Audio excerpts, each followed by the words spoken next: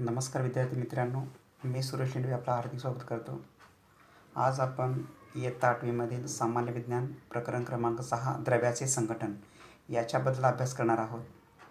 पहिला मुद्दा येतो तो म्हणजे द्रव कशाला म्हणायचं, की आपण सर्वसामान्य द्रव्य म्हणजे पदार्थ असे म्हणतो. पदार्थाच्या म्हणजे द्रव्याच्या 3 अवस्था आहेत. पहिली अवस्था आहे ते म्हणजे स्थायी रूप, दुसरी अवस्था आहे ते म्हणजे द्रवरूप, तिसरी अवस्था आहे ते म्हणजे वायुरूप. पहिली अवस्था स्थायी रूप, दुसरी अवस्था द्रवरूप, तिसरी अवस्था वायुरूप. आता हे जे पदार्थाच्या ज्या 3 अवस्था आहेत, स्थायू, द्रव आणि वायू, याच्या 3 अवस्था कशावरून पडतात? तर कोणत्याही प्रकारचा जो पदार्थ असतो हा सर्वसामान्यपणे लहानात लहान कणापासून बनलेला असतो. या लहानात लहान कणाला आपण अणू किंवा रेणू असे म्हणतो. या अणू आणि रेणूमध्ये असलेलं जे अंतर असतं, या अंतरानुसार किंवा त्यांच्यामध्ये असलेले जे आकर्षण बल असतं याच्यानुसार त्याच्या अवस्था पडलेल्या असतात. म्हणजे पहिली अवस्था स्थायू असेल, दुसरी अवस्था द्रव असेल, तिसरी अवस्था वायू असेल.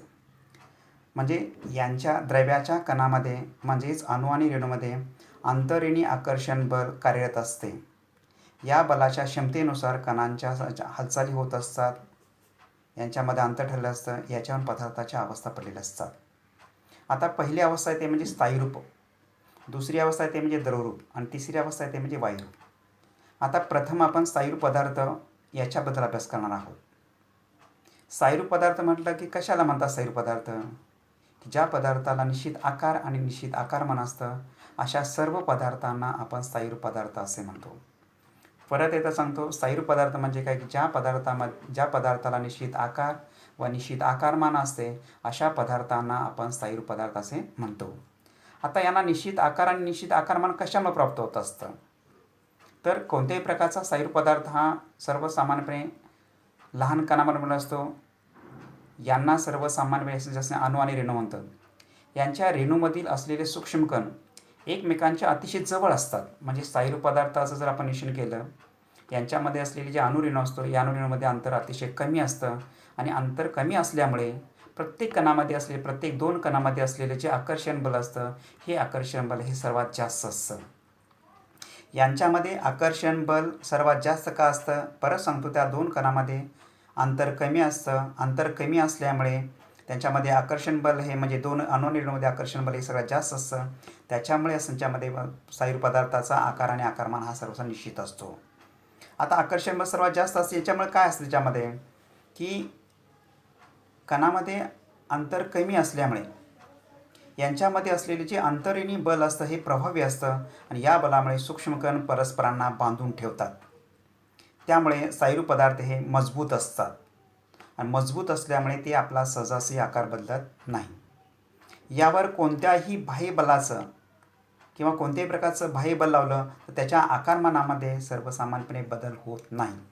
म्हणून स्थायीरूप पदार्थ हे सर्वसामान्यपणे कठीण असतात. म्हणजे त्याला आपण दृढ पदार्थ असे म्हणतो. परत एकदा स्थायीरूप पदार्थ म्हणजे काय? स्थायीरूप पदार्थ ज्या पदार्थाला निश्चित आकार व निश्चित आकारमान असते अशा सर्व पदार्थांना स्थायीरूप पदार्थ असे म्हणतात. स्थायीरूप पदार्थाच्या अणू आणि रेणूमध्ये अंतर कमी असतं. अंतर कमी असल्यामुळे त्याच्यामध्ये असलेले जे अंतरेणी असं जे आकर्षण बल असतं हे प्रभावी असतं आणि प्रभावी असल्यामुळेच का होतं त्यांच्यामध्ये स्थायीरूप पदार्थ हे सर्वसाधारण दृढ असतात म्हणजे कठीण असतात. म्हणजे याच्यावरती आपण कोणत्याही प्रकारचं जर बाह्य बल लावलं तर बाह्य बल लावल्यानंतर यांच्या सर्वसामान्यपणे आकार आणि आकारमानामध्ये बदल होत नाही. परंतु आपण एक उदाहरण पाहिलं असेल तर रबर हा सुद्धा स्थायीरूप पदार्थ आहे. याच्या आकार आणि आकारमानामध्ये काही वेळेला बदल होतो. याला स्थितिस्थापकता असे म्हणतात, त्याला प्लास्टिसिटी असे म्हणतात किंवा इलेस्टिसिटी असे म्हणतो आपण. जर रबरावरती आपण रबर जर ताणलं तर ताणल्यानंतर त्याचा आकार बदलतो, त्याचं आकारमान बदलतं. आपण बल काढून घेतले की नंतर पूर्वत आहे तसं त्याच्यामध्ये होत असतं. याला आपण इंग्रजीमध्ये इलेस्टिसिटी असे म्हणतो किंवा प्लास्टिसिटी असे म्हणतात. म्हणजे स्थायीरूप पदार्थामध्ये जर काही पदार्थामध्ये आपण जर बाह्य बल लावला असता त्याच्या तात्पुरत्या आकार आणि आकारमानामध्ये बदल होत असतो. म्हणजे हे झालं स्थायीरूप पदार्थ. दुसरा पदार्थाला तो म्हणजे कोणता असणार? द्रवरूप पदार्थ. द्रव पदार्थ कोणाला म्हणायचं? की ज्याचा आकार निश्चित नसतो परंतु आकारमान निश्चित असतं. ज्याचा आकार निश्चित नसतो पण ज्याचं आकारमान निश्चित असतं अशा सर्व पदार्थांना आपण सर्वसामान्य द्रव पदार्थ असे म्हणतो. आता उदाहरण जर आपण बघितलं तर दुधाचं जर आपण निश्चय केलं, दूध आपण 1 लिटर जर दूध आणलं असेल तर त्याचं आकारमान हे कोणत्याही भांड्यामध्ये ठेवलं तर 1 लिटर राहतं, परंतु त्याचा आकार हा बदलत असतो. आपण ज्या भांड्यामध्ये आपण ठेवू त्या भांड्याचा आकार हा दुधाला प्राप्त होत असतो.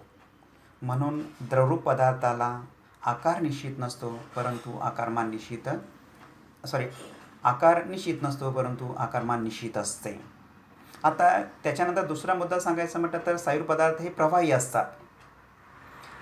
स्थायू पदार्थापेक्षा द्रवरूप पदार्थ हे प्रवाही असतात. याचं कारण असं आहे की स्थायू पदार्थाच्या 2 कणामध्ये अंतर कमी असतं.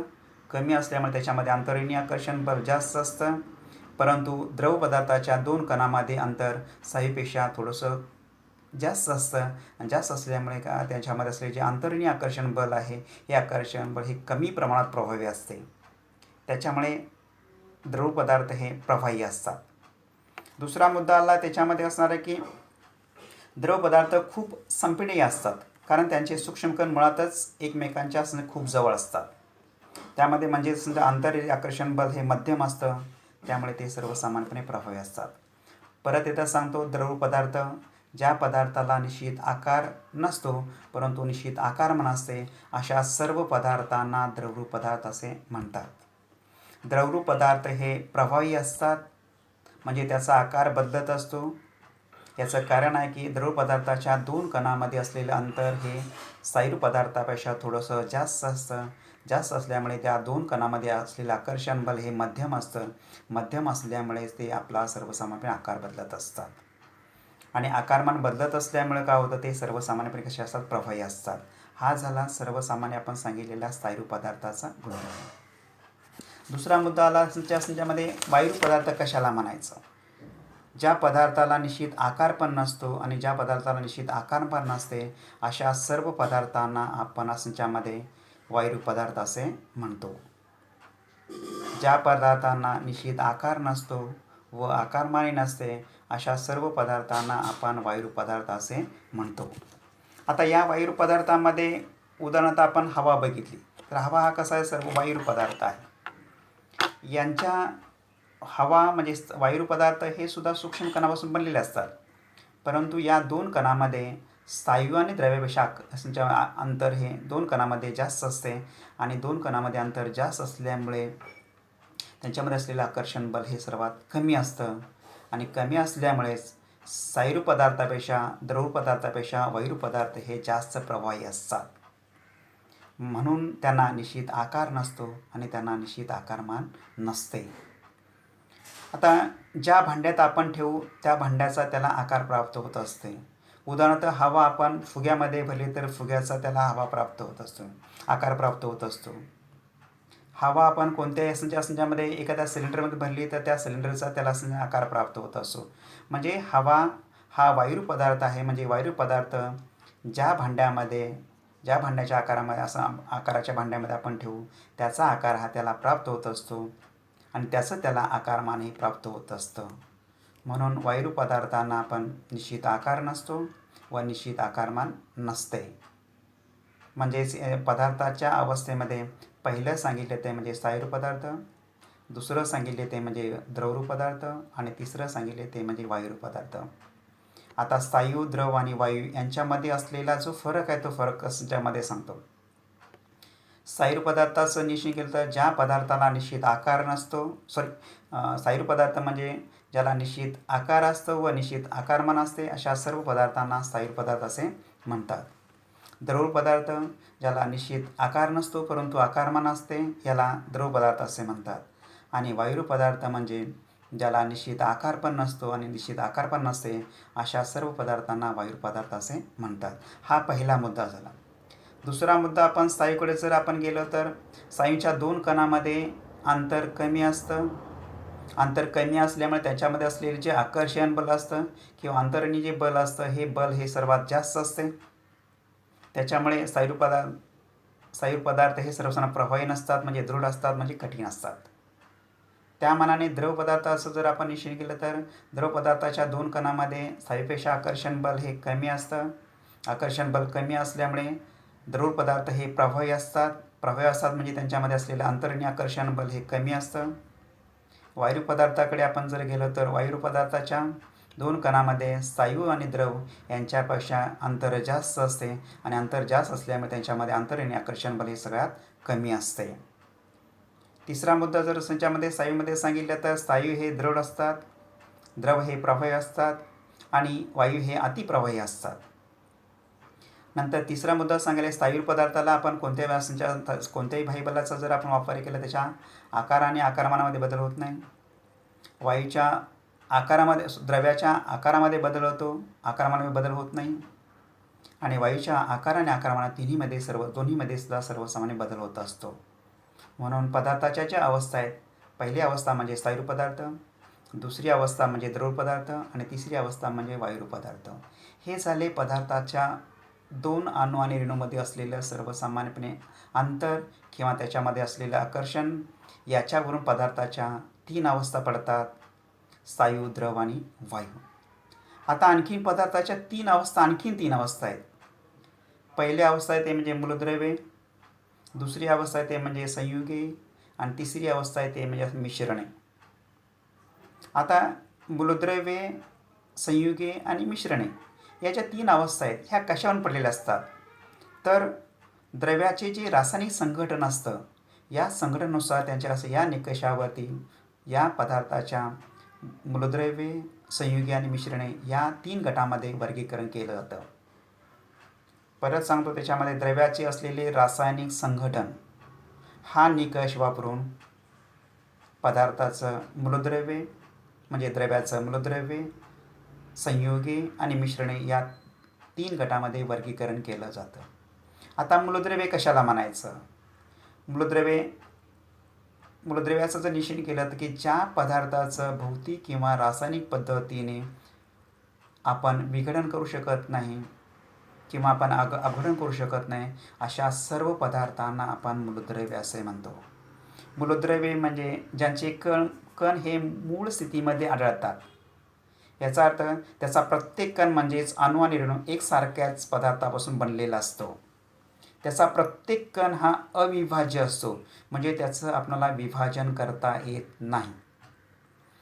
म्हणजे एका कणाचं 2 कणामध्ये रूपांतर करता येत नाही. हा सगळ्यात महत्त्वाचा मूलद्रव्याचा गुण आहे. तसंच या प्रत्येक कणाचा जो गुणधर्म असतो, हा गुणधर्म हा सारखाच असतो. म्हणजे त्याच्यामध्ये भौतिक गुणधर्म असेल किंवा रासायनिक गुणधर्म असेल. म्हणजे मूलद्रव्याचं जर निश्चित केलं तर परत सांगतो, मूलद्रव्याचं ज्याचं भौतिक किंवा रासायनिक पद्धतीने आपण कोणत्याही पद्धतीने विघटन करू शकत नाही किंवा अपघटन करू शकत नाही, अशा सर्व पदार्थांना आपण मूलद्रव्ये असे म्हणतो. मूलद्रव्ये हे मूळ स्थितीमध्ये आढळतात.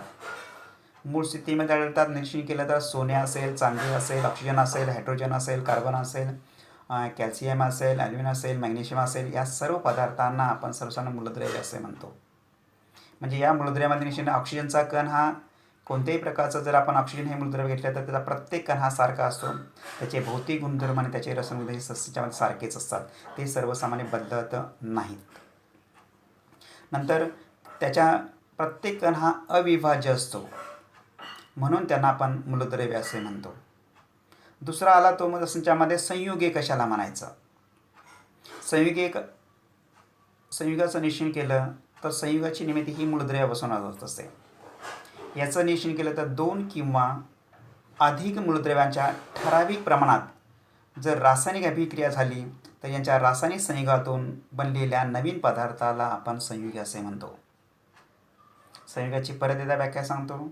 2 किंवा अधिक मूलद्रव्याच्या ठराविक प्रमाणात रासायनिक संयोग होऊन बनलेल्या पदार्थाला आपण सर्वसामान्य संयुगे असे म्हणतो.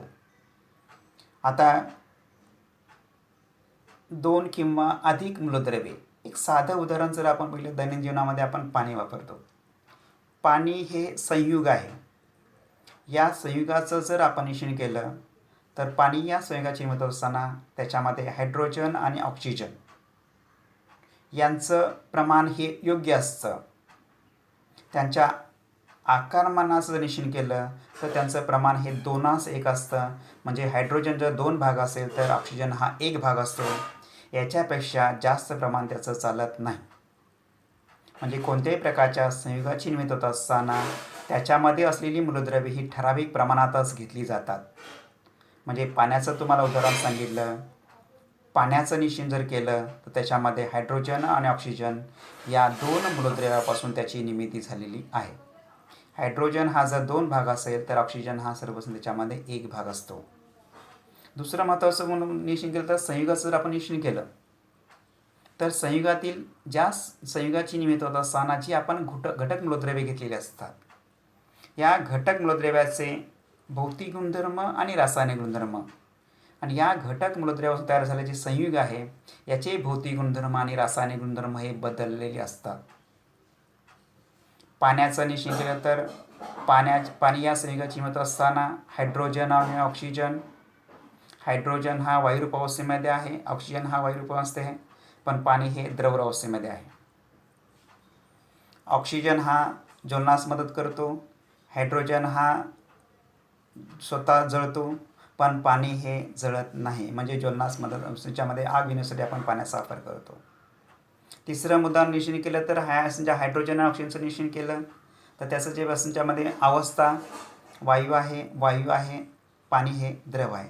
म्हणजे कोणत्याही प्रकारच्या संयुगाची निर्मिती झाल्यानंतर त्या संयुगाचे भौतिक गुणधर्म आणि रासायनिक गुणधर्म आणि त्याच्या असलेले घटक मूलद्रव्याचे भौतिक गुणधर्म रासायनिक गुणधर्म हे बदललेले आपल्याला दिसून येतात.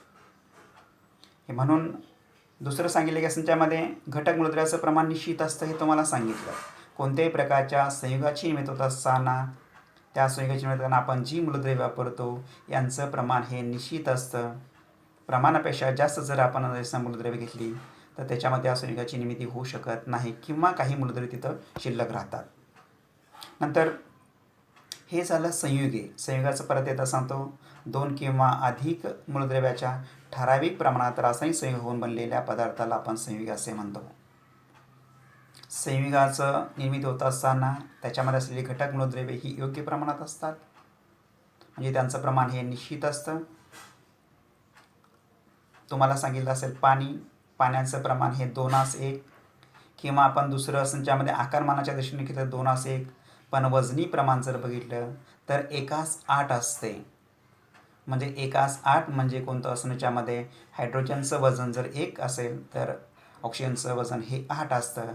कारण हायड्रोजन हा हलका आहे आणि ऑक्सिजन हा त्याच्यापेक्षा कसा आहे, जड आहे. त्याच्यामुळे आपण जर निरीक्षण केलं तर 1:8 प्रमाणे आपल्याला दिसून येतं. आकारमानाचं निरीक्षण तर मात्र 2:1 आहे. म्हणजे 2 भाग जर हायड्रोजन असेल तर 1 भाग हा ऑक्सिजन असतो. अशा पद्धतीने पाणी या संयुगाची निर्मिती होत असते. आता तिसरा प्रकार आला तो म्हणजे मिश्रणे.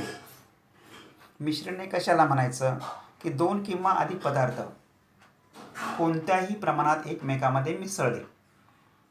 2 किंवा अधिक पदार्थ कोणत्याही प्रमाणात एकमेकांमध्ये मिसळले असता तयार होणारा जो पदार्थ असतो या पदार्थाला आपण मिश्रणे असे म्हणतो. संयुगाचं निरीक्षण केलं तर संयुगामध्ये काय सांगितलं की 2 किंवा अधिक मूलद्रव्ये योग्य प्रमाणात एकमेकांमध्ये मिसळले असता संयुगाची निर्मिती होत असते. पण याच्या विरुद्ध आहे, मिश्रणामध्ये असलेल्या पदार्थाचं प्रमाण हे निश्चित नसते. नसते म्हणजे त्याचं जर उदाहरण पाहिलं तर आपण समजा लिंबू सरबत हे एक मिश्रण आहे.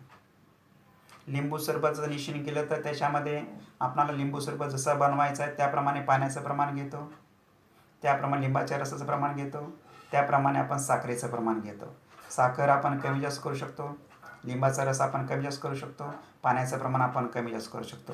पण या सगळ्यापासून याच्यामध्ये लिंबू सरबतच या मिश्रणाची निर्मिती होत असते. म्हणून मिश्रणामध्ये असलेले त्याच्यामध्ये जे घटक पदार्थ असतात यांचं प्रमाण हे निश्चित नसते. दुसरं निरीक्षण केलं तर आपण बांधकाम करत असताना जे मॉर्टर वापरतो, स्लॅब टाकत असताना जे आपण मॉर्टर वापरतो, या मॉर्टरमध्ये आपण खडी वापरतो, आपण रेती म्हणजे वाळू वापरतो, सिमेंट वापरतो, पाणी वापरतो, यांचं मिश्रण आपण करत असतो. हे मिश्रण करत असताना आपणाला पाहिजे त्या प्रमाणात त्याच्यामध्ये आपण पाणी घेतो, पाहिजे तेवढ्या प्रमाणात त्याच्यामध्ये आपण सिमेंट टाकतो.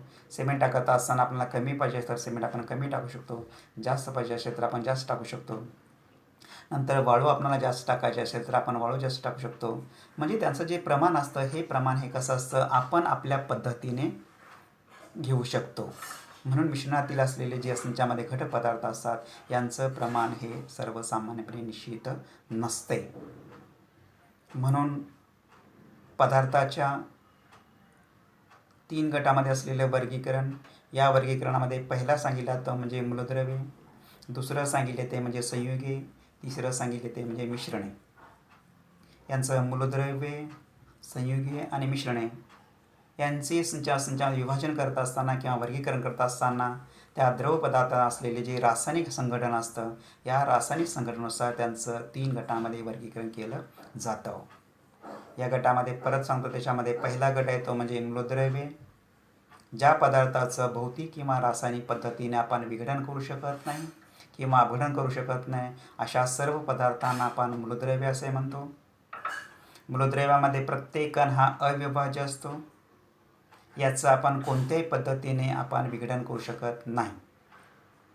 तिसरं सांगितल्याच्या संचामध्ये याच्यामध्ये असलेले जे घटक मूलद्रव्ये असतात यांचे भौतिक गुणधर्म आणि रासायनिक गुणधर्म हे कधी बदलत नाही. आपण सोन्याचं निश्चय केलं तर सोने कुठेही ठेवलं तर सोन्याचा जो गुणधर्म असतो हा गुणधर्म बदलत नाही. सोनं हे स्थायू असेल तर स्थायू, कठीण असेल तर कठीण, त्याच्यावरती आम्लाचा परिणाम होत नाही, पाण्याचा परिणाम होत नाही, आर्द्रतेचा परिणाम होत नाही, म्हणजे त्याच्यामध्ये कोणत्याही प्रकारचा बदल होत नाही. म्हणजे आपण त्याला राजधातू असे म्हणतो सर्वजण. म्हणजे मूलद्रव्यामध्ये असलेले जे घटक असतात हे घटक हे निश्चित असतात, त्यांचे भौतिक गुणधर्म रासायनिक गुणधर्म बदलत नाही. दुसरं सांगितलं ते संयुगे. संयुगे म्हणजे काय सांगितले की 2 किंवा अधिक मूलद्रव्ये योग्य प्रमाणात घेऊन त्यांच्यामध्ये जर रासायनिक अभिक्रिया झाली किंवा रासायनिक संयोग घडून आला तर जो नवीन पदार्थ येत असतो या पदार्थाला आपण संयुगे असे म्हणतो. या संयुगाचं उदाहरण सांगितलं तुम्हाला म्हणजे पाणी हे सुद्धा संचामध्ये हायड्रोजन आणि ऑक्सिजन यांचं 2:1 प्रमाण घेऊन ते एकमेकांमध्ये संयुग पावलतं आणि त्याच्यापासून पाण्याच्या रेणूची निर्मिती होत असते. संयुगामध्ये मात्र त्याचे असलेली घटक मूलद्रव्याचे गुणधर्म आणि संयुगाचे गुणधर्म हे भिन्न असतात. म्हणजे ऑक्सिजनचा आणि हायड्रोजनचा गुणधर्म आणि त्याच्यापासून तयार झालेलं पाणी असतं यांचे गुणधर्म हे भिन्न असतात किंवा वेगळे असतात. याच्यामध्ये आणखीन एक तुम्हाला उदाहरण सांगता येईल ते म्हणजे आयर्न सल्फाईड. आयर्न सल्फाईड म्हणजे त्याला आपण फेरस सल्फाईड असे म्हणतो. हे सुद्धा एक संयुग आहे. फेरस सल्फाईड हे सुद्धा एक संयुग आहे. फेरस सल्फाईड किंवा आयर्न सल्फाईड याची निर्मिती होत असताना फेरस म्हणजे गंधक, फेरस म्हणजे संच्यामध्ये आयर्न म्हणजे लोखंड आणि एस म्हणजे आपण त्याला गंधक असे म्हणतो. हे गंधक आणि लोखंड यांचं योग्य प्रमाण घेऊन त्याला आपण प्रचंड संचामध्ये तापवले असता याच्यापासून काळ्या रंगाचा जो साका तयार होतो, या काळ्या रंगाच्या साक्याला आपण आयर्न सल्फाईड असे म्हणतो. आता लोखंड याच्यापासून तयार झालेलं आयर्न सल्फाईड, लोखंडाचं जर गुणधर्म लोखंड हे चुंबकीय आहे, परंतु आयर्न सल्फाईड हे अचुंबकीय आहे. गंधक हे अचुंबकीय आहे, आयर्न सल्फाईड हे सुद्धा अचुंबकीय आहे. लोखंडाचा म्हणजे आयर्नचा रंग हा तांबूस असतो, तर आयर्न सल्फाईडचा रंग हा काळपट असतो. गंधकाचा रंग हा पिवळा असतो, तर आयर्न सल्फाईडचा रंग हा कसा असतो, काळा असतो. म्हणजेच संयुगाची निर्मिती असताना त्याच्यामध्ये असलेले घटक मूलद्रव्ये आणि त्याच्यापासून तयार झालेली संयुग असते यांच्या गुणधर्मामध्ये बदल होत असतो. म्हणजे त्याचे भौतिक गुणधर्म आणि रासायनिक गुणधर्म हे बदलत असतात. म्हणजे त्यांच्या अवस्था असेल, त्यांचा रंग असेल, हा सर्वसामान्य बदलत असतो. तिसरं सांगितलं तुम्हाला त्याच्यामध्ये मिश्रणाबद्दल 2 किंवा अधिक पदार्थ कोणत्याही प्रमाणात एकमेकांमध्ये मिसळले असता तयार होणाऱ्या नवीन पदार्थाला आपण मिश्रण असे म्हणतो. मिश्रणाची निर्मिती होत असताना त्याच्यामध्ये असलेले घटक पदार्थ आणि मिश्रणे यांच्यामध्ये असलेल्या घटक पदार्थाचे गुणधर्म बदलले जात नाहीत. म्हणजे मिश्रणामध्ये जरी रूपांतर झालं तरीसुद्धा त्याचे गुणधर्म हे बदलले जात नाहीत. याचं आणखी एक तुम्हाला उदाहरण सांगता येईल. आपण भेळ बनवत असताना भेळेमध्ये आपण मिरची टाकतो. मिरची आपण अशी खाल्ली तर तिखट असते आणि भेळमध्ये टाकली तर ती कशी असते, तिखट असते. तसंच मॉर्टर बनवत असताना त्याच्यामध्ये आपण खडी टाकली तर खडीची स्थायी अवस्थेमध्ये असते आणि मॉर्टरमध्ये टाकली तरीसुद्धा ती कशी असते, स्थायी रूपच असते. म्हणजे त्याच्या गुणधर्मामध्ये सर्वसामान्यपणे बदल होत नाही. म्हणून पदार्थाचं वर्गीकरण करत असताना पहिला प्रकार सांगितला तो म्हणजे स्थायीरूप पदार्थ, दुसरा पदार्थ सांगितला तो म्हणजे द्रव पदार्थ आणि तिसरा सांगितला तो म्हणजे वायू पदार्थ. ह्या पदार्थाच्या 3 अवस्था. आणखीन पदार्थाचं म्हणजे द्रव्याचं वर्गीकरण करत असताना त्याच्यामध्ये असलेले रासायनिक संघटन या गुणधर्माचा किंवा याचा या निकषाचा अभ्यास करून त्याचं आणखीन 3 गटामध्ये वर्गीकरण केलं जातं.